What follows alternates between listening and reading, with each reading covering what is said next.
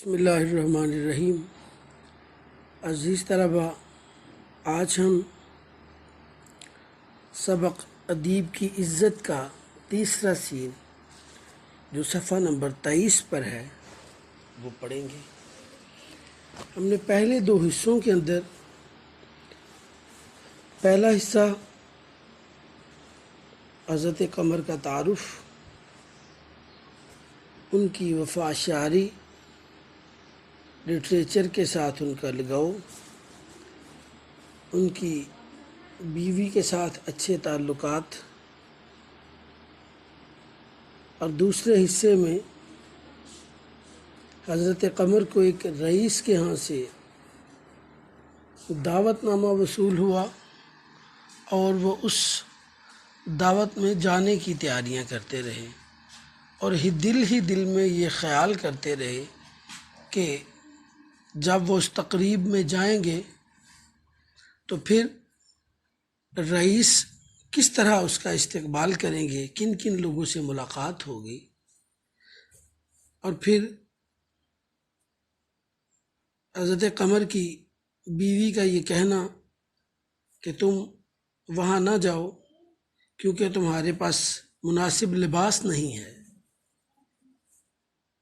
تم وہاں نہ کر دیتے، انکار کر دیتے، میں نہیں آ سکتا، میری طبیعت ٹھیک نہیں ہے، تم نے پھٹے حالوں جانے کا فیصلہ کیا ہے کیونکہ وہاں پر لوگوں کی نظر سب سے زیادہ کپڑوں پر ہوگی۔ تو حضرت قمر فلسفیانہ انداز میں کہتے ہیں کہ جن لوگوں کو اللہ نے دل دیا ہے وہ کپڑے نہیں دیکھتے، لہٰذا میرا ساسا میری نظمیں ہیں، میری پہچان انہی کی وجہ سے ہے۔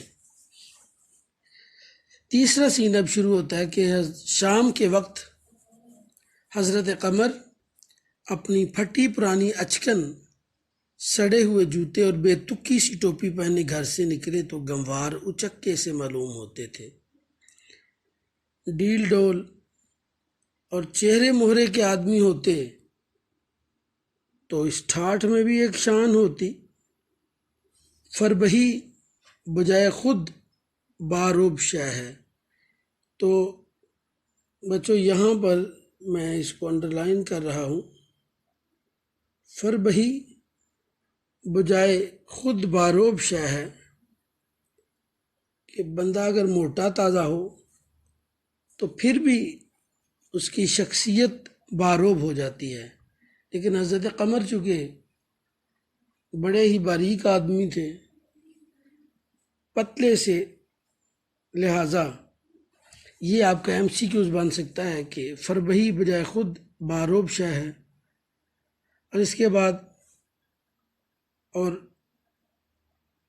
مگر ادبی خدمت اور فربہی میں خدا واسطے کا بیر ہے، یہ آپ کا ایک اور MCQs بن جاتا ہے کہ فربہی اور ادبی خدمت میں خدا واسطے کا بیر ہے، یعنی جو لوگ موٹے تازے ہوتے ہیں وہ اچھے ادیب نہیں ہوتے۔ اگر کوئی ادیب موٹا تازہ ہے تو سمجھ لیجیے کہ اس میں سوز نہیں، لوچ نہیں، دل نہیں۔ حضرت قمر پھر بھی اکڑے جاتے تھے، ایک ایک عضو سے غرور ٹپکتا تھا، ان کے جسم کے ایک ایک حصے سے غرور ٹپکتا تھا۔ وہ عجیب شان بے نیازی کے ساتھ اب گھر سے نکلے اور رئیس کے ہاں تقریب میں شامل ہونے کے لیے جا رہے تھے۔ یوں گھر سے نکل کر وہ دکانداروں سے آنکھ بچا کر نکل جاتے تھے، مگر آج وہ گردن اٹھائے ان کے سامنے سے جا رہے تھے۔ آج وہ ان کے تقاضوں کا دندان شکن جواب دینے کو تیار تھے۔ دندان شکن، دانت توڑ دینے والا، یعنی منہ توڑ جواب دینے کے لیے تیار تھے، مگر شام کا وقت تھا، ہر ایک دکان پر خریداروں کا ہجوم تھا، کوئی ان کی طرف نہیں دیکھتا،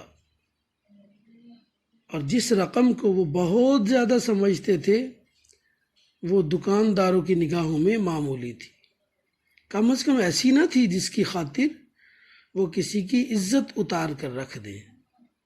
حضرت قمر نے ایک مرتبہ سارے بازار کا چکر لگایا پر جی نہ بھرا، تب دوسرا چکر لگایا، اس سے بھی کچھ نہ بنا۔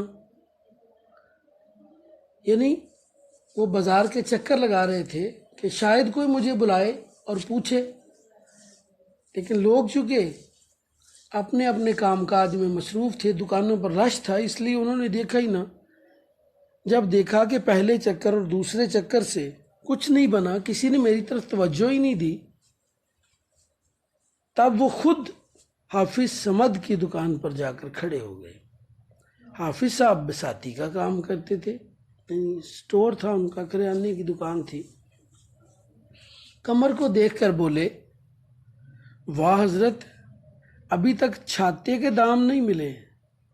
چھاتا یہ چھتری کا مکبر ہے، چھاتا۔ ابھی تک چھاتے کے دام نہیں ملے، ایسے 150 گاہک مل جائیں تو دیوالا نکل جائے، اب تو دن بہت ہو گئے۔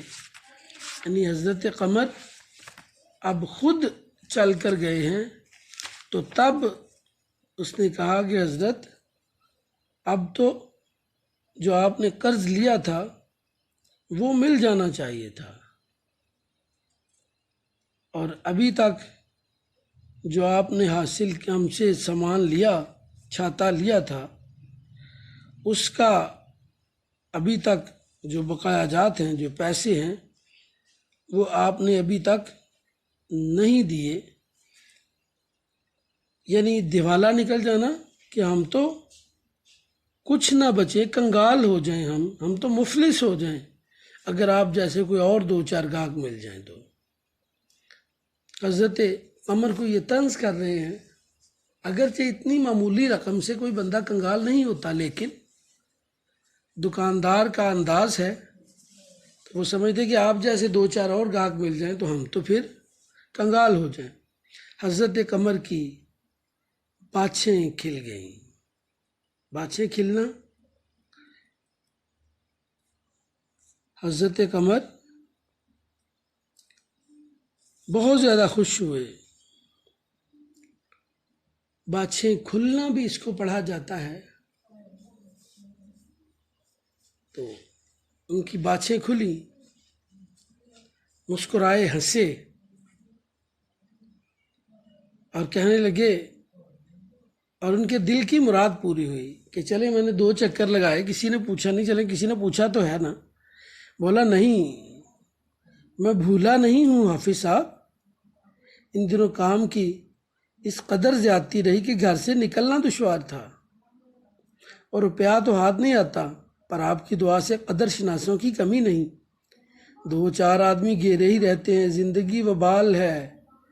اس وقت بھی راجہ صاحب اجی وہی نکڑ والے بنگلے میں رہتے ہیں، جو انہی کے ہاں جا رہا ہوں، روز کوئی نہ کوئی ایسا موقع آتا ہی رہتا ہے، اس لیے میں ہمہ وقت مصروف رہتا ہوں، اس لیے آپ کے پاس آ نہیں سکا، ورنہ ایسا مسئلہ تو نہیں تھا، میں آ نہیں سکا، مصروفیت بہت زیادہ رہتی ہے، اس لیے یہ معاملہ ہوا ہے۔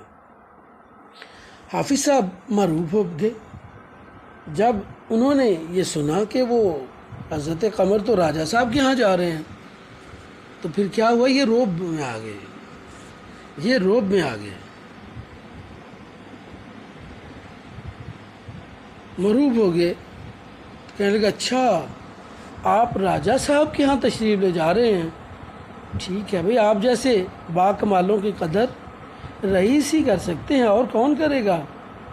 اگر کوئی موقع ہاتھ آئے تو غریب کو بھول نہ جائیے گا، راجہ صاحب کی اگر ادھر نگاہ ہو جائے تو پھر کیا پوچھنا، ایک پورا بساط خانہ تو انہی کے لیے درکار ہے۔ ایک دکان اس طرح کی، ایک سپر سٹور، خوردہ فروش بندہ جو ہے، اس کی ایک دکان اور چاہیے بھائی، ایک دکان تو صرف انہی کے لیے چاہیے، کیوں؟ امیر آدمی ہیں، 2.5-3 لاکھ سالانہ کی آمدن ہے ان کی، تو ایک دکان کیا چیز ہے؟ اس لیے اگر حضرت راجہ صاحب کی نگاہ ہماری طرف ہو جائے، ہم سے سامان خریدنا شروع کر دیں تو ہمارے تو وارے نیارے ہو جائیں۔ لہٰذا اگر آپ کو موقع ملے تو ہماری بھی سفارش کیجیے گا۔ قمر صاحب 2.5-3 لاکھ کی آمدنی حقیقی سی معلوم ہوئی، کیونکہ زبانی جمع خرچ ہے تو 20 لاکھ کہنے میں کیا حرج ہے؟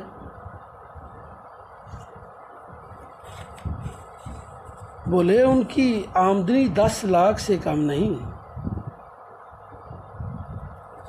10 لاکھ سے کم نہیں۔ ایک صاحب کا اندازہ تو 20 لاکھ کا ہے، مکان ہے، دکانیں ہیں، ٹھیکہ ہے، امانتی روپے ہیں، اور سب سے بڑی بات یہ کہ سرکار بہادر کی نگاہ ہے۔ یعنی سب سے بڑی بات یہ امانتی روپے، ٹھیکے، دکانیں، مکانات کے علاوہ سب سے بڑی بات کہ وہ حکومت وقت کے منظور نظر ہیں، لہٰذا وہ کوئی عام آدمی تھوڑی ہیں۔ حافظ صمد نے بڑے عجز سے کہا، بڑی عاجزی انکساری سے کہا، یہ دکان آپ کی ہے جناب، بس اتنی ہی عرض ہے کہ یہ آپ کی دکان ہے، آپ جب چاہیں جو چاہیں لے لیں۔ ابھی یہ فرق لہجوں کا دیکھنا ہے عزیز طلبہ، کہ ابھی پہلے اس کے ذہن میں ایک غریب آدمی ہے اور اس سے چھاتے کے دام وصول کرنے کی بات ہو رہی ہے، اور ابھی جیسے ہی اسے پتہ لگا کہ یہ رئیس کے ہاں جا رہے ہیں تو ابھی اس کے الفاظ بدل گئے۔ میں نے کہا یہ دکان ہی آپ کی ہے۔ اور ساغر صدیقی نے کہا تھا کہ میری غربت نے اڑایا ہے میرے فن کا مذاق، میری غربت نے اڑایا ہے میرے فن کا مذاق، تیری دولت نے تیرے عیب چھپا رکھے ہیں۔ کیسا یکسر لہجہ بدلتا ہے، اور کہتا ہے کہ اے مرادی ذرا 2 پیسے کے اچھے پان تو بنوا لا آپ کے لیے، آئیے 2 منٹ بیٹھیے، کوئی چیز دکھاؤں گا، آپ سے تو گھر کا معاملہ ہے۔ قمر نے پان کھاتے ہوئے کہا، اس وقت تو معاف رکھیے، ہاں دیر ہوگی پھر کبھی حاضر ہوں گا۔ لہٰذا یہاں حضرت قمر ان کے تقاضوں کا دندان شکن جواب دے کر اب آگے بڑھتے ہیں۔ یہاں سے اٹھ کر وہ ایک کپڑے والے کی دکان پر رکے، کیونکہ آج ذہنی طور پر وہ مضبوط ہو چکے تھے۔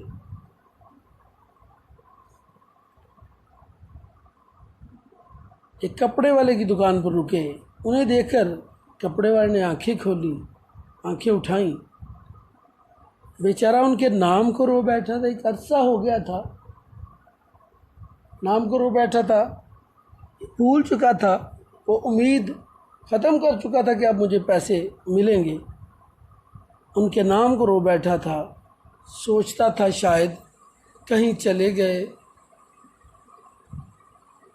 اور اب یہ سمجھا کہ شاید روپے دینے آئے ہیں۔ بولا بھائی آپ نے تو بہت دن سے درشن ہی نہیں دیے، کئی بار رکا بھیجا مگر آدمی کو آپ کے مکان کا پتہ نہ تھا۔ منشی جی ذرا دیکھو تو آپ کے نام کیا نکلتا ہے، کتنا بقایا جات ہے۔ قمر کی روح تقاضوں سے کانپتی تھی، اب تقاضا جو ہوا روح کانپنا شروع ہو گئی، لیکن آج اس طرح بے فکر کھڑے تھے جیسے کوئی آہنی خود پہن لیا ہو، کوئی آہنی لباس، کوئی لوہے کا لباس پہن لیا ہو۔ آج ان کی روح تقاضوں سے کانپ نہیں رہی تھی، بلکہ آج وہ ان کے تقاضوں کا دندان شکن جواب دینے کے لیے کھڑے تھے۔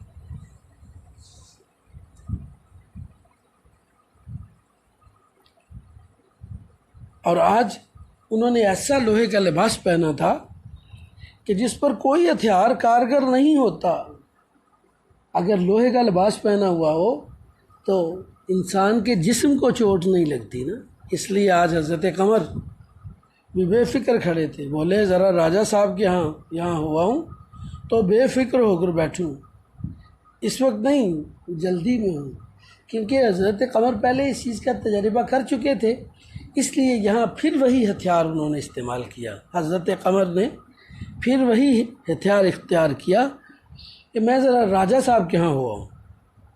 راجہ صاحب پر کئی 100 روپے نکلتے تھے، ان کی تو معمولی رقم تھی، لیکن راجہ صاحب کے کئی 100 روپے لینے تھے۔ ابھی اس دکاندار نے، کپڑے والے نے، پھر بھی ان کا دامن نہ چھوڑتا تھا، ان کے پیچھے پڑا رہتا تھا کہ جی حضرت آپ کی دکان ہے، یہاں سے سامان لیجیے نا۔ اور وجہ کیا تھی کہ وہ امیر آدمی تھے اور یہ دکاندار ان سے 1 کے 3 وصول کرتا۔ اس نے قمر کو بھی اس جماعت میں رکھ لیا جس کا پیشہ رئیسوں کو لوٹنا ہے۔ سمجھا، یہ امیر آدمی ہے، یہ بھی شاید اسی لیے راجہ صاحب کے ہاں جا رہے ہیں۔ اب اس کا بھی یہی خیال ہو گیا دکاندار کا کہ میں بھی جس طرح راجہ صاحب کے ساتھ معاملے ہیں اسی طرح اس کے ساتھ بھی ہوں گے اور چلے گا سلسلہ۔ اور بولا حضرت پان تو کھاتے جائیے، بھائی راجہ صاحب 1 دن کے ہیں، ہم تو 12 مہینوں کے ہیں، کچھ کپڑا درکار ہو تو لے جائیے، عید آ رہی ہے، موقع ملے تو راجہ صاحب کے خزانچی سے کہنا پرانا حساب بہت دنوں سے پڑا ہے، اب تو صاف ہو جائے۔ اب ہم ایسا کون سا منافع لیتے ہیں کہ 2 سال تک حساب ہی نہ ہو۔ یہاں بھی آپ نے دیکھا عزیز طلبہ کہ اس کا بھی لہجہ بدل گیا۔ یہاں آفر کروا دی، پہلے پیسے وصول کر رہے ہیں، کرنے کی بات کرتے ہیں، ان کے نام کو رو چکے تھے، لیکن اب جیسے اسے پتہ چلا کہ یہ امیر آدمی ہیں، یہ راجہ صاحب کے ہاں جا رہے ہیں، ان کے لیول کے آدمی ہیں، تو یہاں کیا ہوا؟ وہ کہتا ہے بھئی عید آ رہی ہے، جو چاہیے لے جاؤ، کیونکہ اس کے ذہن میں تھا کہ میں ان سے بھی اسی طرح زیادہ پیسے وصول کر پاؤں گا۔ پان تو کھاتے جائیے جناب، راجہ صاحب 1 دن کے ہیں، ہم تو 12 مہینوں کے ہیں۔ قمر بولے اس وقت پان وان رہنے دو بھائی، دیر ہو جائے گی، جب انہیں مجھ سے ملنے کا اس قدر اشتیاق ہے اور میرا اتنا ادب کرتے ہیں تو میرا بھی فرض ہے کہ انہیں تکلیف نہ ہونے دوں۔ ہم تو قدردانی چاہتے ہیں، دولت کے بھوکے نہیں، کوئی ہمیں چاہے تو ہم اس کے غلام ہیں، کسی کو ریاست کا غرور ہے تو ہمیں بھی اپنے علم و کمال کا غرور ہے۔ لہٰذا حضرت قمر نے اب راجہ صاحب کا نام لے کر اس طرح جان چھڑوائی اور وہ اب راجہ صاحب کے ہاں چل دیے۔ تو عزیز طلبہ یہ چوتھا اور آخری سین صفحہ نمبر 24 پر آپ دیکھ رہے ہیں۔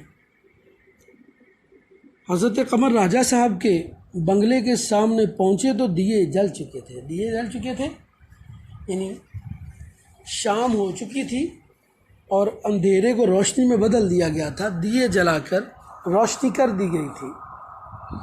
امیروں اور رئیسوں کی موٹریں کھڑی تھیں، دروازے پر وردی پوش دربان کھڑے تھے، وردی پوش باقاعدہ وردی پہن کر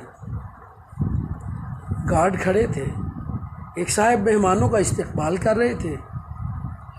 قمر کو دیکھ کر وہ جھجکے، پھر انہیں سر سے پاؤں تک دیکھ کر بولے آپ کے پاس کارڈ ہے؟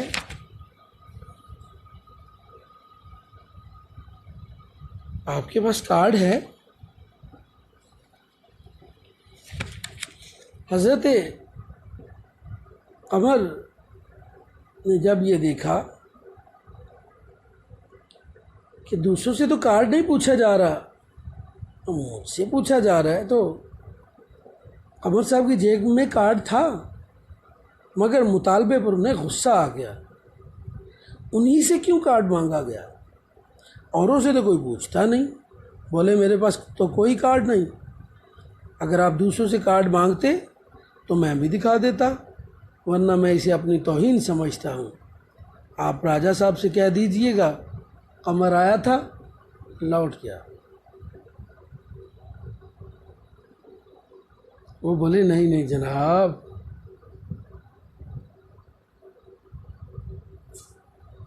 جناب اندر چلیے، آپ سے تعارف نہ تھا۔ معاف فرمائیے، آپ ہی جیسے اصحاب سے تو محفل کی رونق ہے۔ خدا نے آپ کو وہ کمال عطا فرمایا ہے کہ سبحان اللہ، کیونکہ جو آپ صاحب کمال ہیں، جو اللہ نے آپ کو عطا فرمایا ہے، وہ ہر بندے کے پاس نہیں ہے یہ کمال۔ اس شخص نے قمر کو کبھی نہ دیکھا تھا، مگر اس نے جو کچھ کہا وہ ہر ایک مصنف، ہر ایک شاعر کے متعلق کہا جا سکتا ہے، اور ہمیں یقین ہے کہ کوئی ادیب اس داد سے مستثنیٰ نہیں ہے، یعنی ہر آدمی کے بارے میں یہ لفظ کہے جا سکتے ہیں جی آپ بڑے باکمال آدمی ہیں، کیونکہ انہیں پتہ تھا کہ آج ادیب لوگ ہی یہاں آ رہے ہیں، لہٰذا اگر میں نہیں جانتا تو کیا ہوا، ہو سکتا ہے یہ کوئی ادیب ہو اور راجہ صاحب کا تعارف کروایا جا رہا ہے، لہٰذا ان سے ان کی خوشامد کر کے حضرت قمر کو منایا اور اندر جانے دیا۔ قمر اندر پہنچے تو دیکھا کہ 12 دری کے سامنے وسیع اور آراستہ احاطہ میں بجلی کے لیمپ روشن ہیں۔ 12 دری وہ کمرہ جس کے 12 دروازے ہوں اسے 12 دری کہا جاتا ہے۔ وسط میں ایک ہاؤس ہے، وسط یعنی سینٹر میں، درمیان میں ایک ہاؤس ہے، اور ہاؤس میں سنگ مرمر کی ایک پری بنائی ہوئی ہے۔ پری کے سر پر فوارہ ہے، فوارے کی فواریں رنگین لیمپوں سے رنگین ہو کر ایسی معلوم ہوتی تھیں جیسے قوس قزح پگھل کر رس رہا ہو۔ ہاؤس کے چاروں طرف میزیں لگی تھیں، میزوں پر سفید پوش، ان پر خوبصورت گلدستے، اور اس کے بعد ڈاٹ ڈاٹ لگائے، یعنی اس وقت جہاں یہ تقریب منعقد ہونا تھی اس کی خوبصورتی کو یہاں بیان کیا گیا ہے۔ ایک دل فریب منظر جو ہے یہاں پریم چند نے واضح کر دیا ہے۔ تو قمر کو دیکھتے ہی راجہ صاحب نے خیر مقدم کیا، ویلکم کیا، آئیے آئیے، اب کہ آپ کی نظم دیکھ کر تو دل خوش ہو گیا، مجھے معلوم نہ تھا اس شہر میں آپ جیسے رتن بھی چھپے ہوئے، آپ جیسے باکمال لوگ اس شہر کے اندر رہتے ہیں، مجھے تو پتہ ہی نہیں تھا، آپ جیسے باکمال لوگوں کی کیا بات ہے، مجھے اندازہ نہیں تھا کہ آپ تو بڑے عظیم آدمی ہیں۔ تو یہ قیمتی پتھر کو کہا جاتا ہے جی رتن، یہ قیمتی پتھر ہے، ہیرا ہے، آپ جیسے رتن اس شہر میں چھپے ہوئے ہیں۔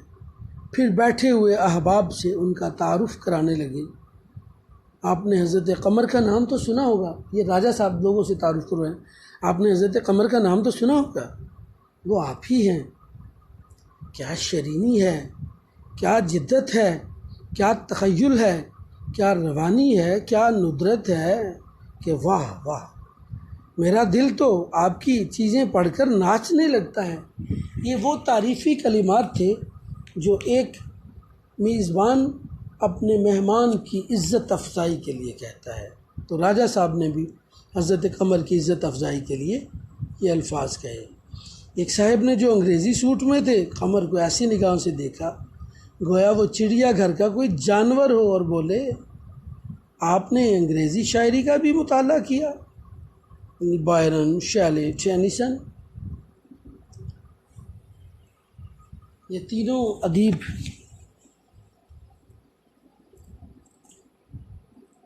یہ مغربی ادیب ہیں جو اپنی مثال آپ ہیں، اور جدید انقلابی شاعری میں ان کا نام ہے۔ حضرت قمر کو یہ چڑیا گھر کا کوئی جانور ہو اس لیے کہا کہ حضرت قمر آج ان کا لباس جو تھا وہ ان لوگوں جیسا نہیں تھا جو آج وہاں آئے تھے۔ قمر نے بے اتنائی سے جواب دیا، جی ہاں تھوڑا بہت دیکھا ہے۔ آپ ان استادان فن کی کتابوں میں سے کسی کا ترجمہ کر دیں تو آپ اپنی زبان کی بڑی خدمت کریں۔ یہ مشورہ دیا جا رہا ہے حضرت قمر کو کہ یہ استادان فن ہیں، ان کی کتابوں کا ہی آپ اگر ترجمہ اردو میں کر دیں تو یہ آپ اپنی زبان کی بڑی خدمت کریں، لوگوں کو نئے افکار ملیں۔ تو قمر اپنے آپ کو بائرن، شیلے سے جوہر کم نہ سمجھتے تھے۔ بولے ہمارے یہاں روحانیت کا اتنا بھی فقدان نہیں کہ مغربی شاعروں سے بھیک مانگتے پھریں۔ میرا خیال ہے کم از کم اس مضمون میں ہم اب بھی مغرب کو بہت کچھ سکھا سکتے ہیں۔ انگریزی پوش صاحب نے قمر کو پاگل سمجھا۔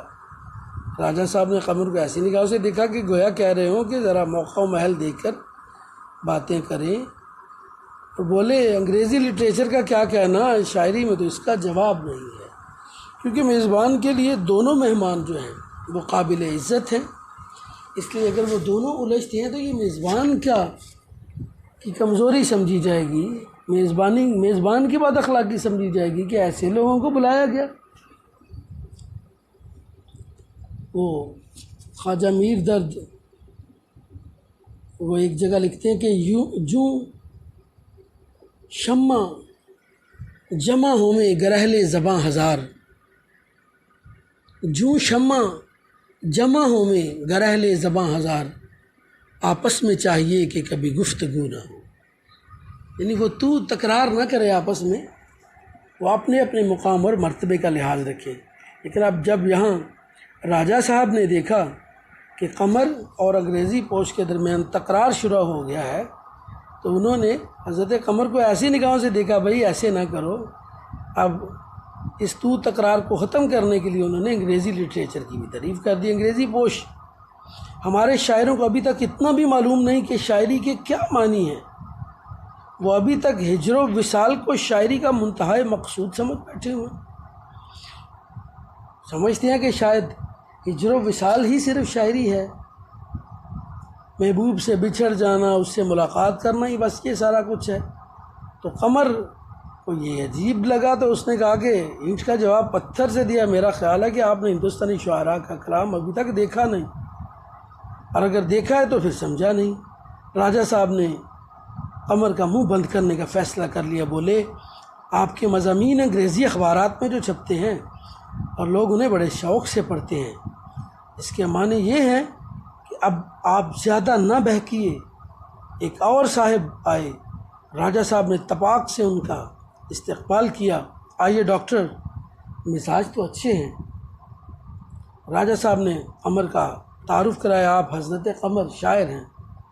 ڈاکٹر صاحب خاص انداز سے بولے، ڈاکٹر صاحب نے خاص انداز سے کہا اچھا آپ شاعر ہیں، اور بغیر کچھ کہے یا سنے آگے بڑھ گئے۔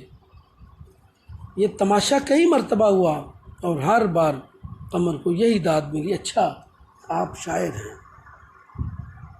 یہ الفاظ ہر مرتبہ قمر کے دل پر نیا صدمہ پہنچاتے تھے۔ ان کا باطنی مفہوم قمر سے چھپا نہ تھا، وہ جانتے تھے دراصل یہ کہنا کیا چاہتے ہیں، کیونکہ عام فہم الفاظ میں یہ مطلب تھا کہ تم اپنے خیالی پلاؤ پکاتے رہو، یہاں تمہارا کیا کام، تمہارا اتنا حوصلہ کہ اس محفل میں چلے آؤ۔ قمر اپنے اوپر جھنجھلا رہے تھے، غصہ کر رہے تھے، خود پہ غصہ آ رہا تھا۔ وہ غصے ہو رہے تھے۔ دعوتی کارڈ پا کر تو وہ پھولے نہ سمائے، لیکن یہاں آ کر ان کی جس قدر تذلیل ہوئی اس کو دیکھ کر ان نے اپنا اطمینان کا جھونپڑا جنت سے کم نہ تھا۔ انہوں نے اپنے آپ کو تان کی، ملامت کی، میں نے کیوں کیا، مجھے نہیں آنا چاہیے تھا یہاں۔ تمہارے جیسے عزت کے ہوس مندوں کی یہی سزا ہے۔ اب تو آنکھیں کھلی کہ تم کتنی عزت کے مستحق ہو۔ تم خود اس غرض مند دنیا میں کسی کے کام نہیں آ سکتے، وکیل تمہارا احترام کیوں کریں؟ تم ان کے موکل نہیں ہو۔ ڈاکٹر اور حکیم تمہاری طرف کیوں دیکھیں؟ انہیں بغیر فیس کے گھر آنے کی ضرورت نہیں۔ تم لکھنے کے لیے بنے ہو، لکھتے جاؤ، اس دنیا میں تمہارا اور کوئی مصرف نہیں۔ لہذا جو تم نے چاہا تھا عزت وہ تمہیں مل گئی، لیکن اس کے بعد تمہارے رویے نے تمہاری عزت کو خاک میں ملا دیا۔ اللہ رب العالمین نے قرآن عظیم میں ارشاد فرمایا تھا، وَتُعِزُّ مَن تَشَاءُ وَتُذِلُّ مَن تَشَاءُ بِيَدِكَ الْخَيْرُ إِنَّكَ عَلَى كُلِّ شَيْءٍ قَدِيرٌ۔ عزت تو اس عزت والے کے لیے ہے، العزت للہ ورسولہ، عزت تو ساری اس رب کی ہے یا اس کے رسول کی ہے۔ دنیا کو صرف یہی نہیں سوچنا چاہیے کہ میں صرف عزت حاصل کروں، اگر اس کے اندر انسانیت آ جائے، دنیا کو اس کے صرف دنیا کو چاہنے والا نہ بندہ بن جائے تو پھر اس کی عزت میں کمی نہیں ہوتی۔ کسی دانا نے کہا کہ خوش رہنا چاہتے ہو تو دنیا کا خیال چھوڑ دو۔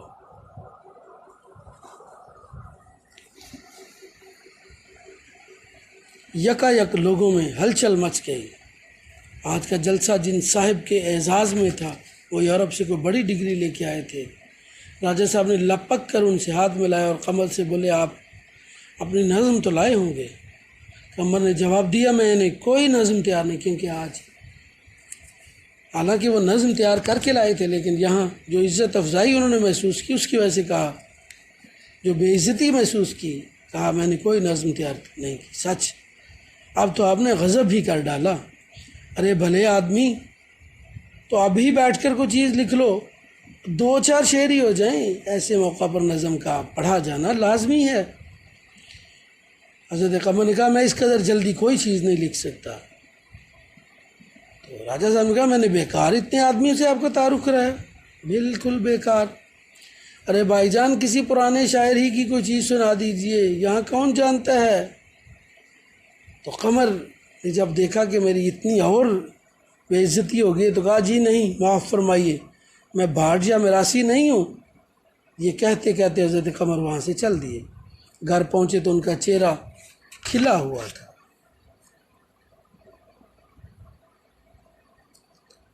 کھلا ہوا تھا۔ سکینہ نے خوش ہو کر پوچھا، اتنی جلدی کیوں کر چلے آئے؟ کہا، میری وہاں ضرورت نہ تھی۔ چہرہ کھلا ہوا ہے، خوب عزت افزائی ہوئی ہوگی بھائی، ایسی کہ خواب میں بھی امید نہ تھی۔ خوب خوش ہو رہے ہو اس لیے کہ آج ہمیشہ کے لیے سبق مل گیا ہے۔ کیا سبق مل گیا ہے؟ کہ میں چراغ ہوں اور جلنے کے لیے ہوں۔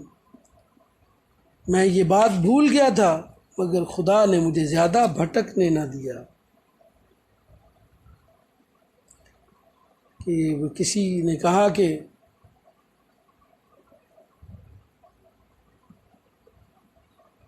وہ کشتی خود تو ڈوبی رہتی ہے، دوسروں کو پار لگا دیتی ہے۔ حضرت رابعہ بصری نے کہا کہ جس طرح موم اپنے آپ کو جلا کر دوسروں کو روشنی پہنچاتی ہے، اسی طرح تم بھی اپنے آپ کو جلاؤ، دوسروں کو روشنی دو۔ یہ نہ ہو کہ تم خود روشنی کے ہوس مند ہو جاؤ۔ کہا، آج مجھے ہمیشہ کے لیے سبق مل گیا ہے، میں چراغ ہوں اور جلنے کے لیے ہوں۔ میں یہ بات بھول گیا تھا اور خدا نے مجھے زیادہ بھٹکنے نہیں دیا۔ یہ میرا جھونپڑا ہی میری لیے جنت ہے۔ میں نے آج سمجھ لیا کہ ادبی خدمت پوری عبادت ہے۔ لہٰذا ہمیں کچھ چیزیں جو اللہ کی طرف سے ہمیں ودیت کی ہوئی ہوتی ہیں، عطا کی ہوئی ہوتی ہیں، ہمیں ان کا پازیٹیو استعمال کرنا چاہیے۔ لہٰذا اپنی وہ حضرت جلال الدین رومی رحمۃ اللہ علیہ فرماتے ہیں، کسی نے آپ سے پوچھا کہ حضرت زہر کیا ہے؟ فرمانے لگے ہر وہ چیز جو ضرورت سے زیادہ ہو وہ زہر ہے۔ حضرت قمر نے بھی، وہ چاہے عزت ہو، چاہے دولت ہو، اختیارات ہوں، کوئی بھی چیز عزیز طلبہ آپ سوچ لیں کہ جو ضرورت سے زیادہ ہو جائے وہ انسان کے لیے زہر بن جاتی ہے، انسان کو اس سے نقصان پہنچتا ہے۔ یہاں حضرت قمر نے بھی ایسا ہی سوچا اور وہی عزت ان کے لیے بے عزتی کا باعث بن گئی۔ لہٰذا عزت تو جس کی ہے وہ اس کے لیے ہی ہے، یا جس سے پھر وہ عطا فرمائے وہ قابل عزت ہے۔ حضرت قمر کے حوالے سے ادیب کی عزت کا یہ لیسن مکمل ہوا۔ تو عزیز طلبہ، آپ یہ افسانہ ہے صنف کے اعتبار سے اور امتحانی نقطہ نظر سے یہ بہت اہم ہے۔ آپ لوگ اس کا خلاصہ، اس کا سیاق و سباق مختلف پیراگرافز کا ضرور تیار کیجیے گا۔ انشاءاللہ اگلے سبق کے ساتھ پھر حاضر ہوں گے، تب تک کے لیے اللہ حافظ۔ السلام علیکم ورحمۃ اللہ۔